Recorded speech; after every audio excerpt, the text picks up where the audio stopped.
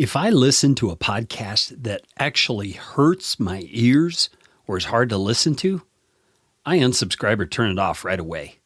In this episode of Podcastification, 2 simple ways to get the best sound quality on guest interviews.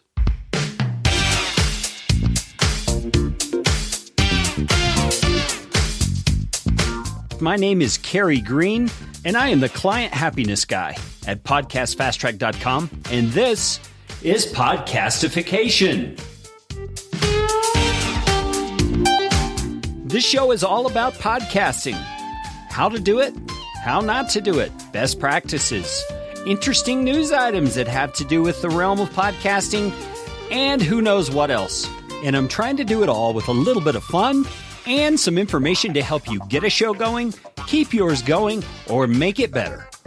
And if you like what's going on here on the show, I would appreciate it, so appreciate it, if you could leave a rating or review on iTunes. You can find out how to do that at podcastfasttrack.com/review. That's enough of that kind of stuff. Let's get you podcastificated right away.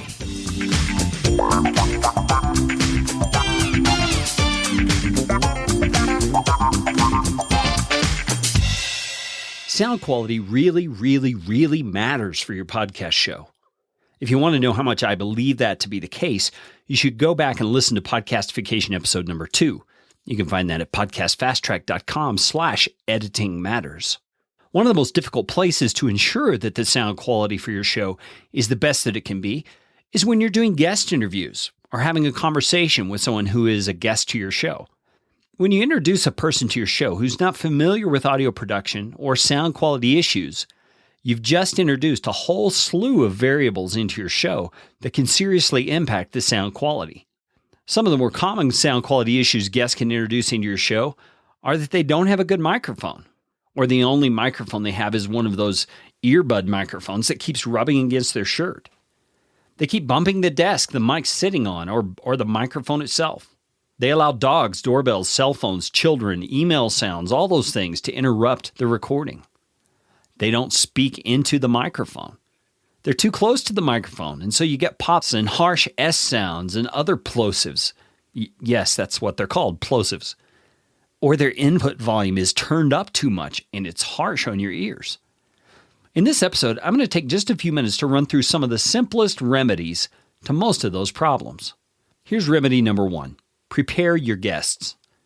If your guest doesn't know anything about sound quality and what it takes to get good sound quality in an audio recording, it's your job as the host to kindly and briefly educate them. Now, I know this is a contested point. I heard one podcaster say just a week or so ago that he doesn't want to add any additional burden to his busy guest schedule by asking them to do anything extra before the recording. I get that, but I disagree. If the people you're interviewing care anything about their own brand and image, they will appreciate you helping them sound the very best they can for your audience, which may at least in part become their audience after your interview. So what I usually do to prepare my guests is this. I send them a 1-page PDF document that outlines some of the issues I need them to take care of before we start recording.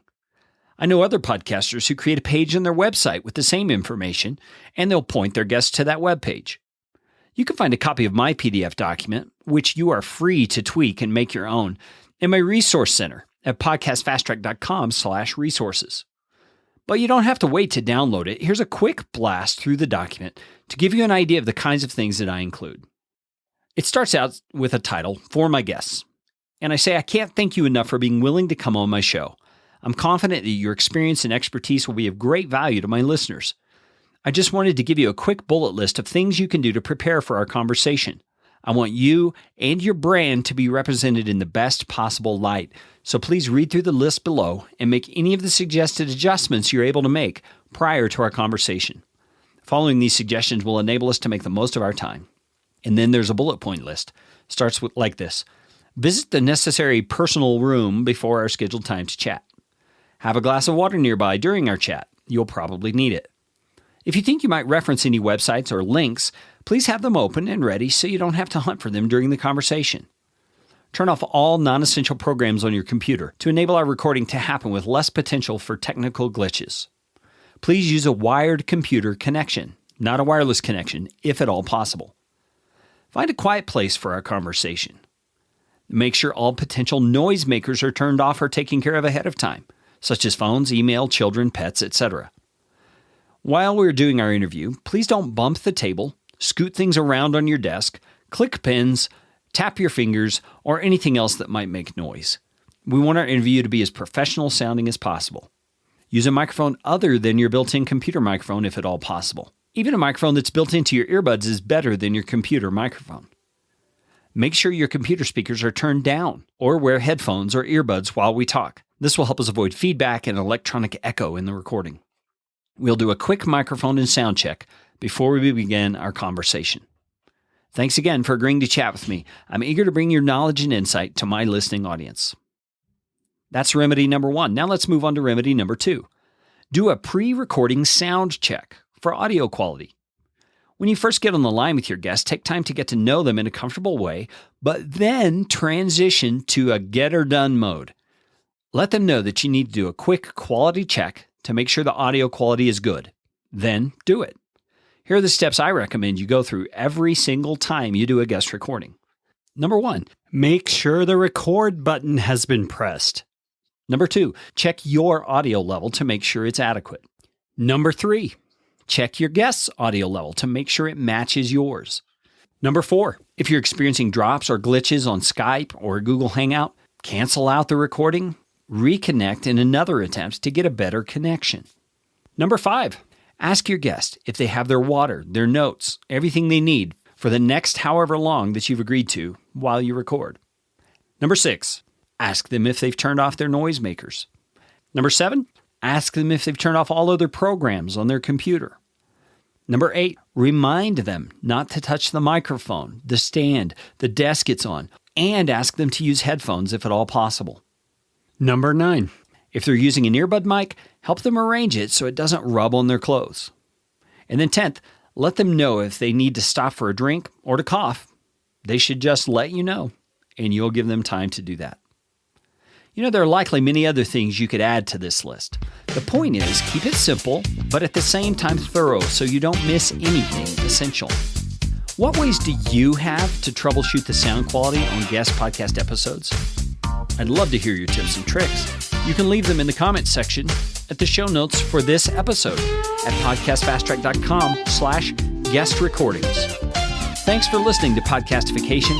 Please let other people know and go and leave me a rating and review on iTunes. You can find out how to do that at podcastfasttrack.com/review. This show is brought to you by Podcast Fast Track, where my team provides professional podcasting services without the time suck. Full production, editing, and show notes all in one monthly subscription package. You can find out more at podcastfasttrack.com. Now go out and make it a podcastificating day.